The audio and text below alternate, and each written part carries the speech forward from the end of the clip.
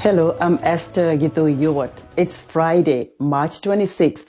Welcome to Africa 54. We continue to work remotely because of the COVID-19 pandemic, but what hasn't changed is our commitment to bringing you the latest and most important news from the African continent and around the world. This is today's Africa 54. Eritrea has agreed to withdraw troops from Ethiopian territory along their common border, Ethiopia's Prime Minister Abiy Ahmed said on Friday. The Ethiopian National Defense Force will now take over guarding the border area effective immediately.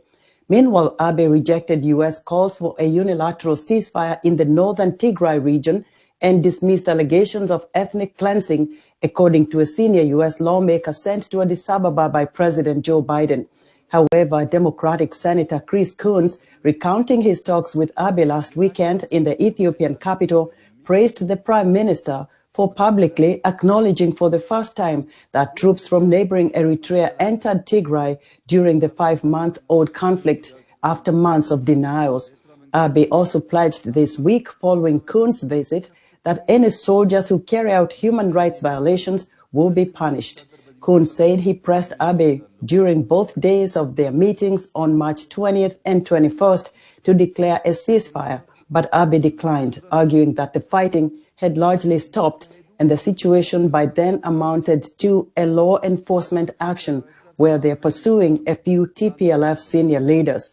The United Nations said on Thursday more than 500 rape cases have been reported in 5 clinics in Tigray, including men being forced to rape their own family members under the threat of violence, and that the actual numbers were likely to be far higher.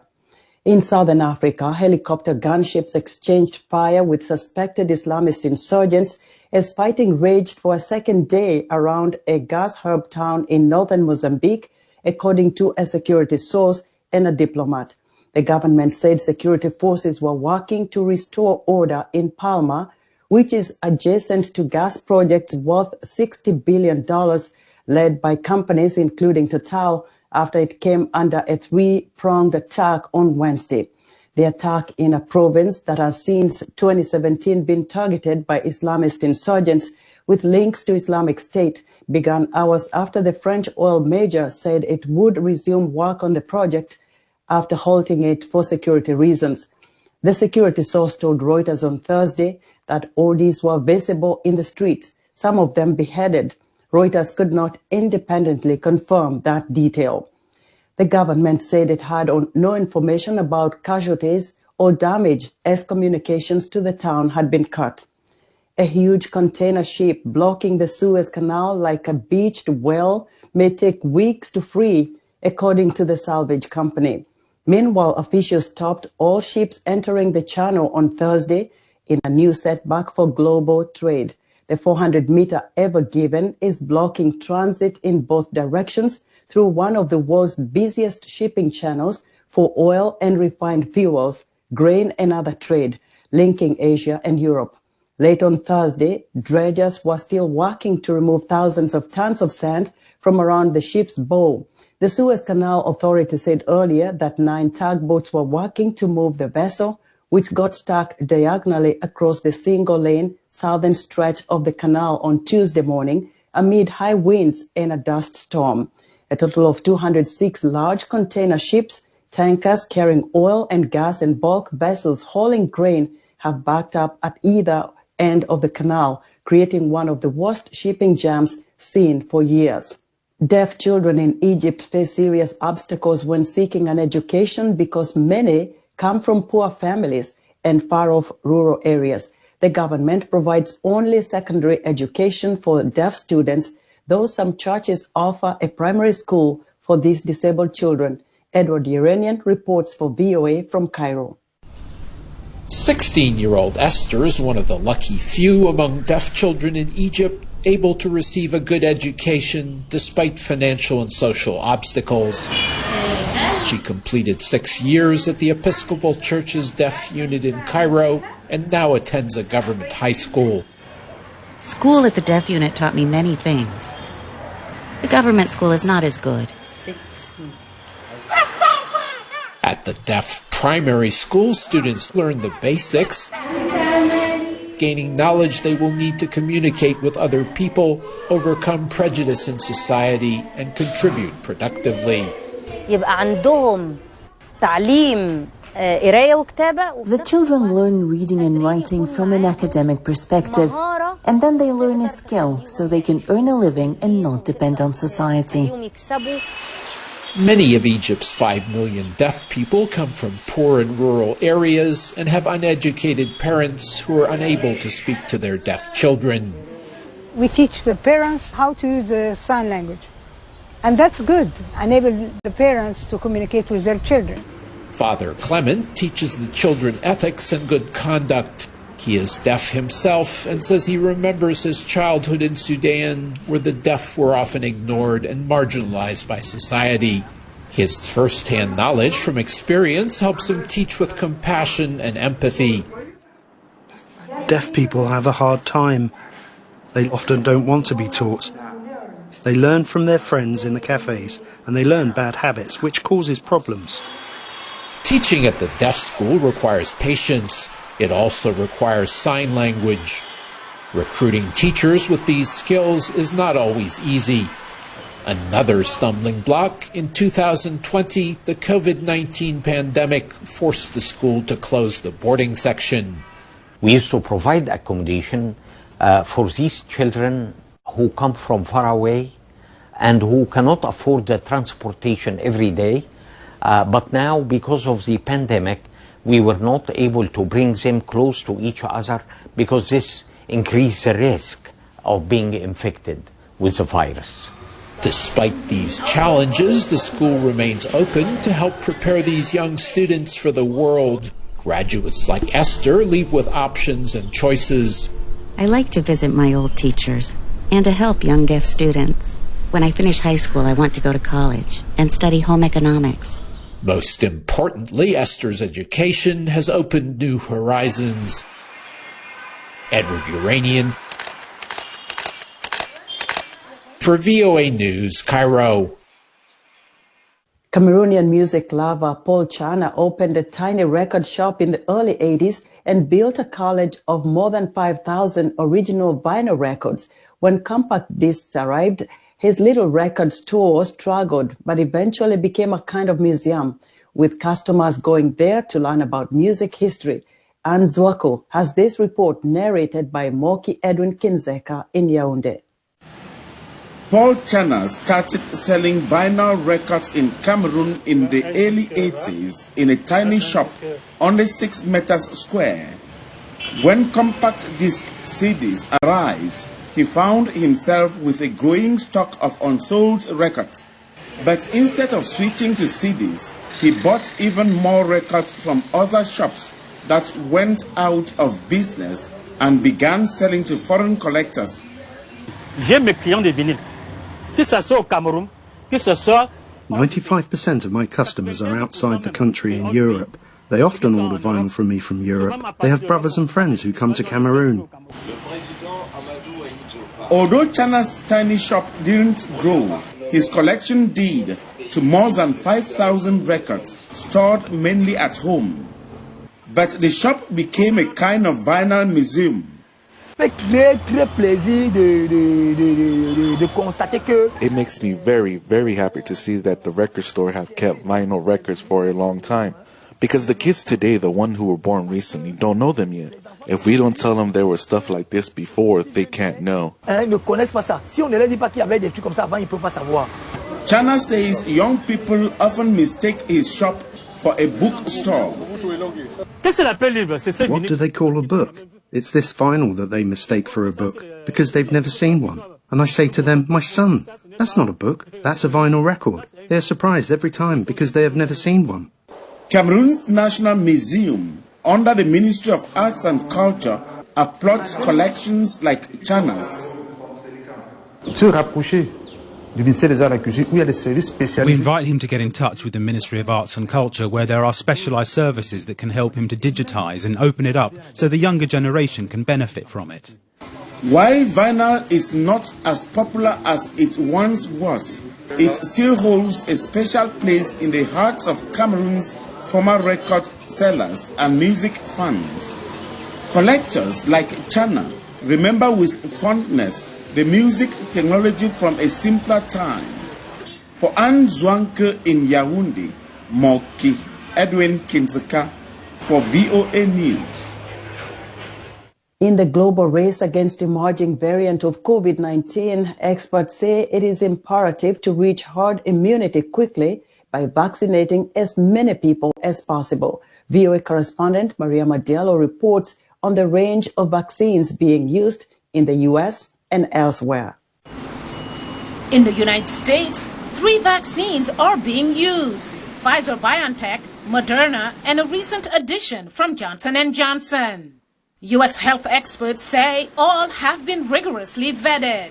There are some differences in delivery and some debate about their efficacy rates. It gets very confusing because the J&J, which comes in at 66%, people go, well, that's 66%, whereas Pfizer and Moderna are each 95%. Well, shouldn't I go with Moderna or Pfizer? Then the answer is, well, look, the J&J field trials were done in a different point in time when there were variants. So when you're looking at your top line goal is block severe disease and death, those 3 perform exceptionally well. So grab one. The British-Swedish AstraZeneca vaccine developed with Oxford University researchers has been used worldwide. But recently, some European countries temporarily suspended use of the vaccine over fears of a link to blood clots. After a review last week by the World Health Organization's Vaccine Safety Panel, the vaccine was once again given the go-ahead. We urge countries to continue using this important vaccine. The AstraZeneca vaccine is especially important because it accounts for more than 90% of the vaccines being distributed through COVAX. COVAX is a WHO-led initiative to help ensure equitable distribution of the vaccines, especially to low-income countries. In general, there are several types of vaccines. Some are developed from older technologies, such as so-called inactivated or live weakened vaccines, while others, such as the Moderna and Pfizer vaccines, rely on newer methods, such as the messenger RNA. Public health expert William J. Moss explains. The messenger RNA and the adenovirus vector vaccines work a little differently. Instead of injecting the protein or the whole virus, basically we're injecting the genetic recipe so that our own cells make the spike protein, and then we develop an immune response to that. There are a number of other vaccines that have been developed around the world, including Russia's Sputnik V and a number of others by China. While they do have an important role, it's crucial they go through the full data collection processes, says Moss. One of the challenges, I'd say, with those, both the Sputnik and some of the Chinese vaccines, is that they were rolled out in some populations before we really had all the phase 3, trial. But a number of countries are using the Russian and Chinese vaccines, with health officials in some nations taking the first jab themselves to reassure their populations. Recently, Sputnik V did provide additional data, as has one of the Chinese vaccine companies. So far, their track records have been positive. Given the challenges of a global pandemic, having a broad portfolio of vaccines is a good thing, say health experts. One of the biggest obstacles that we faced is the manufacturing capacity. We need 14 to 15 billion doses of vaccines in order to get to herd immunity within this entire world. That's a staggering number. Maria Madiello, VOA News, Washington.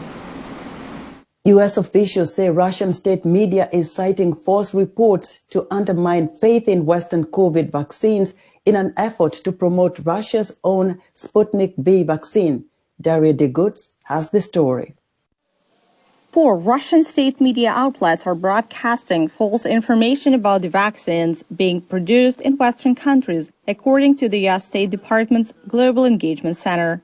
The outlets are pushing claims that the Pfizer and Moderna vaccines are ineffective, produce serious side effects, and even that the manufacturing companies took dangerous shortcuts during the certification process.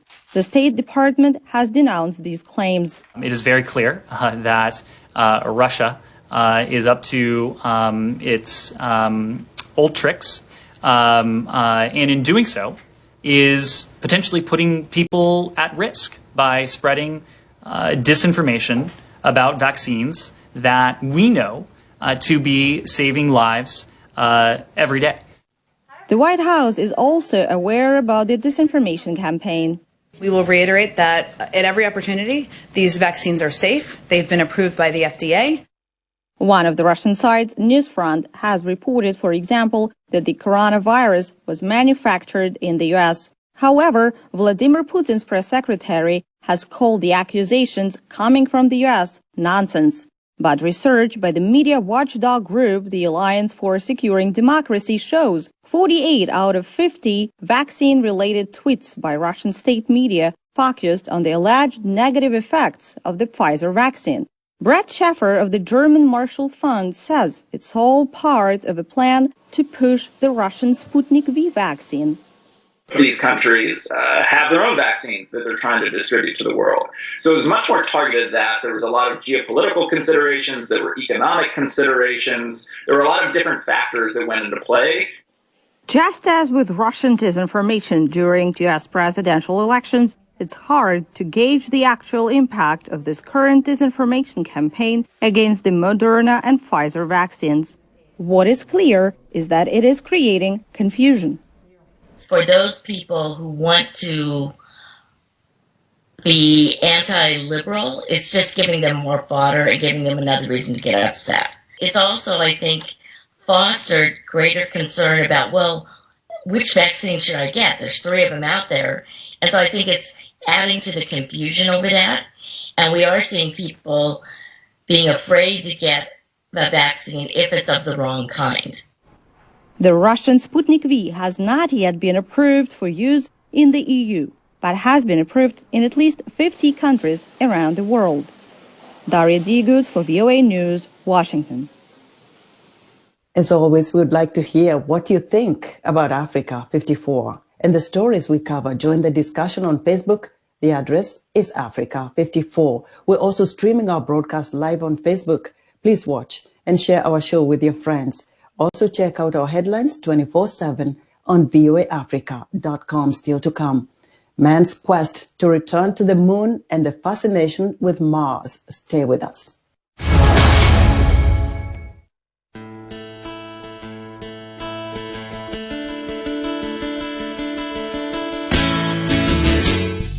Chato Beach Resort ya wilayani Chato mkoani Geita,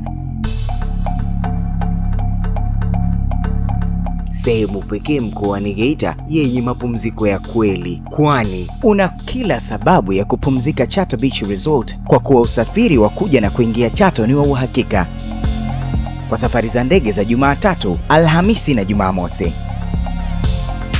Na sasa tutakusaidia kupanga safari za kitalii. Formal news conference Thursday, President Joe Biden faced tough questioning about the surge of migrants at the U.S.-Mexico border and announced that the United States will not meet its May 1st deadline to withdraw troops from Afghanistan.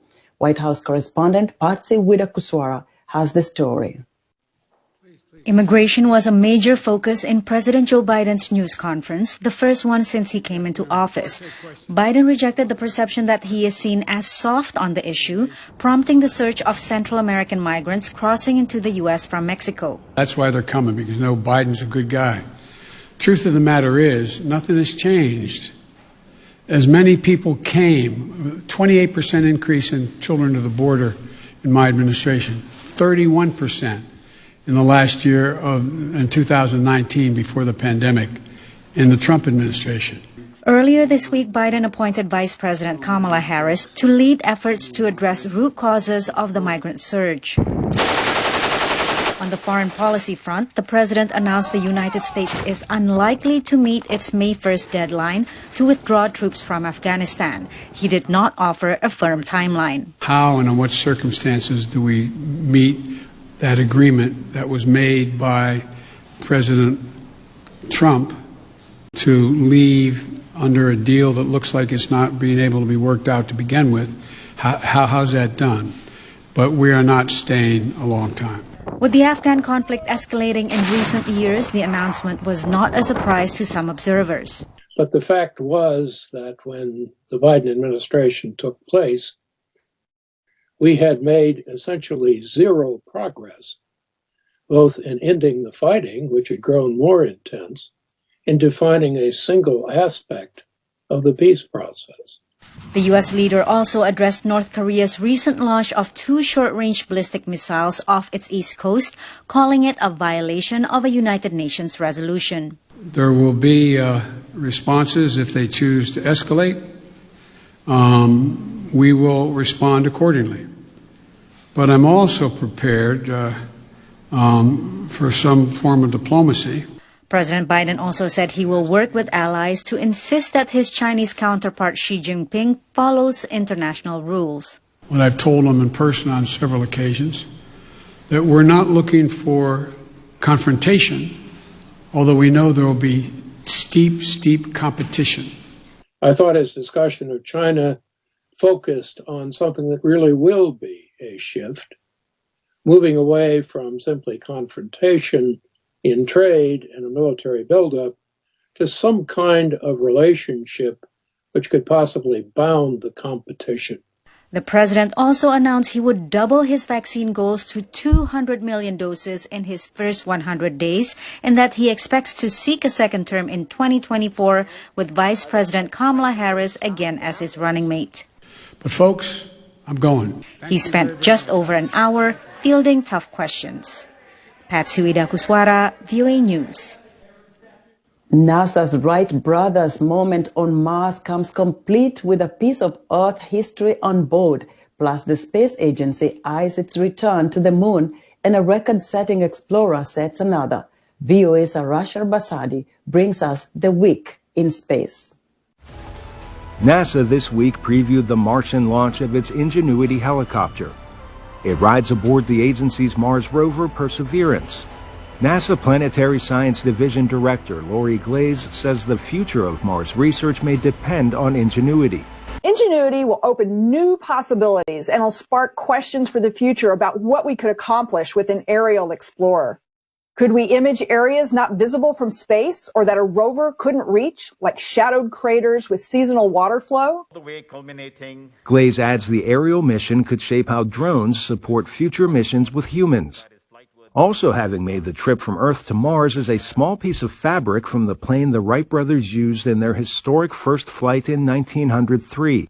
Now, less than 120 years later from that historic flight, NASA will attempt launching a craft on another planet. Ingenuity's first flight is not expected before April 8th. On Earth, meanwhile, NASA completed an 8-minute hot fire test in Mississippi. The test of NASA's Space Launch System simulates a trip from the ground to orbit. The agency cut short a similar test in January, but with this week's success, NASA moves closer to another manned flight to the moon as part of the Artemis program. Finally this week, an exploration of the Mariana Trench, the deepest point on Earth.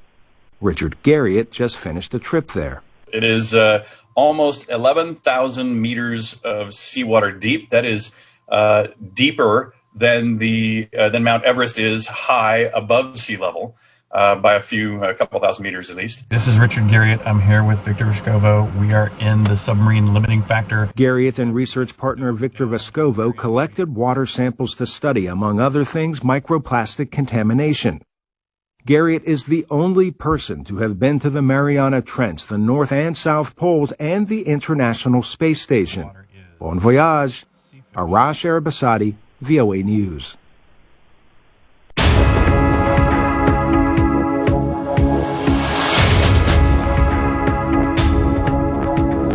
And for a nice and easy transition to the weekend ahead, here's a top trending song from the Seychelles, Babadoo by Iron Kid and Auspicious.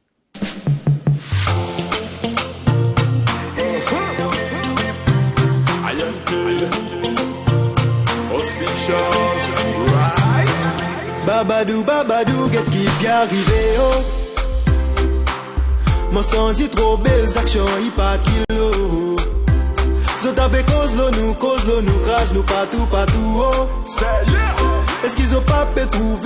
Song'wa Tradition Clinic, kituo cha tiba asili, kinapatikana Moshi mkoani Kilimanjaro, maeneo ya Kibosho Road, na jijini Dar es Salaam tunapatikana Kimara Mwisho, nyuma ya mahakama ya mwanzo almaarufu kwa Mwalu. Na wakazi wa kanda Ziwa watapata huduma yetu Maswa, maeneo ya Mnadani B almaarufu kwa Mama Alphonse. Wanatibu bawasili, yani maumivu makali wakati wa kujisaidia, baridi yabisi, kisukari. Tunatibu kongosho lifanye kazi, kuondoa miguu kuwaka moto, vichomi ganzi, UTI na fungus, PID, chango, mshipa wa ngiri, vidonda vya tumbo, asthma, pressure, pia wanaosumbuliwa na saratani ya koo na kadhalika. Fika kwenye kituo chetu, hutohangaika. Unaweza kuwasiliana nasi kupitia simu namba 0752 62 92 52 na Instagram account yetu inafahamika kwa jina la Nsongo Traditional. Unaweza kupata habari mbalimbali juu ya kituo chetu kupitia YouTube channel yetu ya Nsongo Traditional Clinic. Nyote mnakaribishwa.